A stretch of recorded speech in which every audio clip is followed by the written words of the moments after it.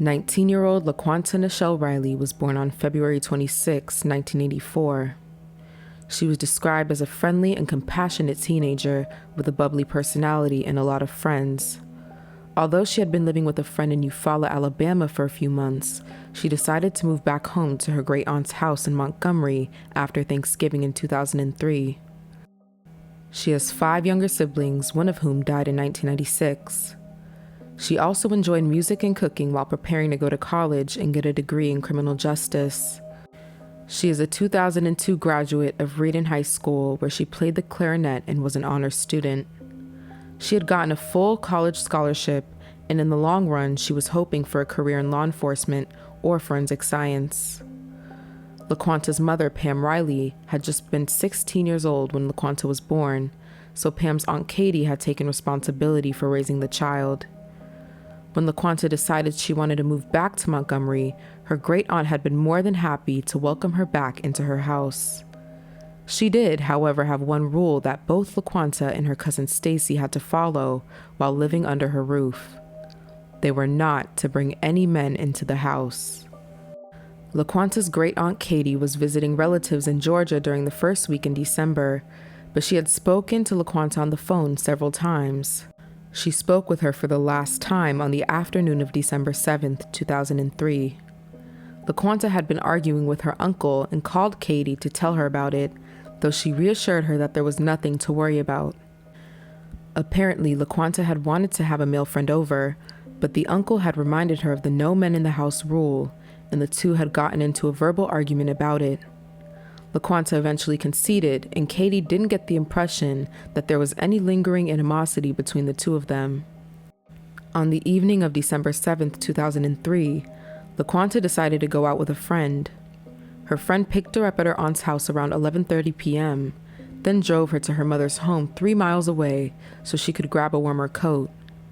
Her brother met her at the door when she got there, and the two chatted briefly while she picked out a jacket. Noticing the car idling outside, her brother asked her who she was with. LaQuanta told him it was a friend that she met in the neighborhood, then breezed out the door. Within seconds, she was gone. It was the last time anyone in her family would see LaQuanta. Since LaQuanta was living at Katie's house, Pam was not immediately aware that her daughter had not returned from her night out. After a couple of days without hearing from her, however, Pam started to grow concerned. Her cousin Stacy hadn't seen her since she left on the evening of December 7th, and she hadn't gotten in touch with her great-aunt or her uncle. LaQuanta's brother had seen her immediately prior to her disappearance. He was also the only family member to see the person who drove off with LaQuanta. He told them that she had gotten into a green 4-door car, possibly a Chevrolet Caprice or a Ford Taurus, around 11:40 p.m. that night. He hadn't recognized the driver of the car, and LaQuanta had not mentioned the man's name. All she said was that he was a neighborhood friend. Pam called the Montgomery Police Department and reported her daughter missing, but law enforcement did little to locate her in the days that followed. LaQuanta was legally an adult and free to go wherever she pleased without checking in with her family. Since there were no signs of foul play, police were reluctant to get involved. Katie returned from Georgia later that week. She had been praying that LaQuanta would be there to greet her when she got back, but her whereabouts remained unknown. Despite what police believed, her family was convinced that something was desperately wrong, and they launched their own search for the missing teenager. They called all her friends and hung up missing posters all over Montgomery. They combed their neighborhood looking for any signs of her, but still, nothing. There was also nothing to suggest that LaQuanta had disappeared voluntarily. She left all her belongings behind and didn't even take her purse with her.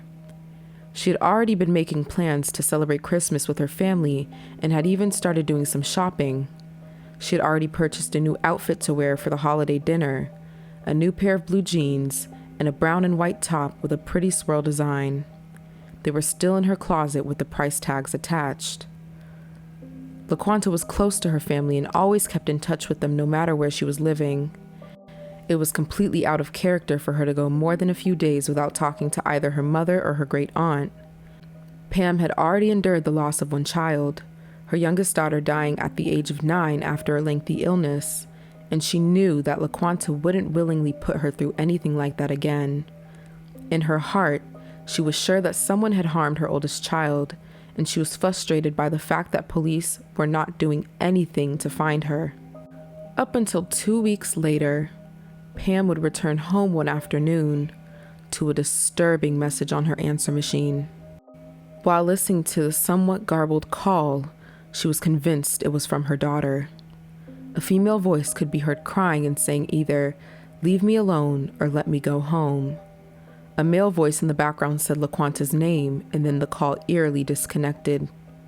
Pam was frantic as it appeared that LaQuanta was being held somewhere against her will. Pam immediately notified police of this new development in the case, and 2 detectives were sent to her home. They made a copy of the upsetting message, but were unable to determine where the call had come from. Now that it appeared foul play was a real possibility in the case, they launched an investigation into LaQuanta's disappearance. LaQuanta's information was entered into the National Crime Information Center computer, and detectives contacted areas and hospitals and jails to see if perhaps LaQuanta had become ill or gotten in trouble.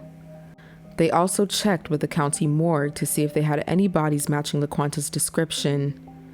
Since she had left her purse and all identification behind, they feared that she might have been entered into the system as a Jane Doe, but that didn't appear to be the case.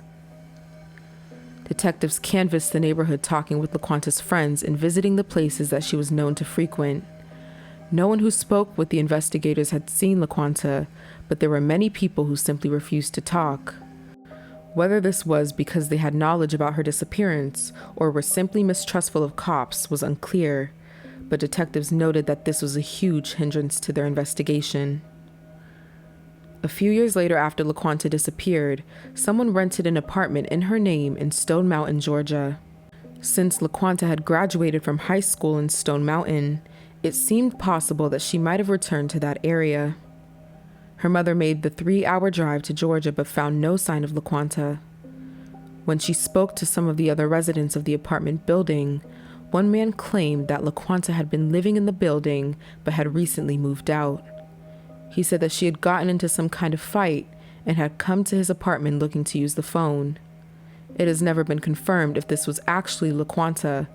If it was her, it seemed odd that she wouldn't have gotten in contact with a family member once she had access to a phone. Although LaQuanta's case is still considered active and there's a reward being offered for information leading to her whereabouts, detectives are no closer to solving the case. She would be turning 38 years old this year. Both investigators and LaQuanta's family believe that there are people living in the Montgomery area who know what happened to her but refuse to come forward. They urge anyone with information to contact detectives and let them know so the family can have some form of closure. LaQuanta Riley's information is in the description box below. We are sending prayers to the Riley family, and thank you all for watching.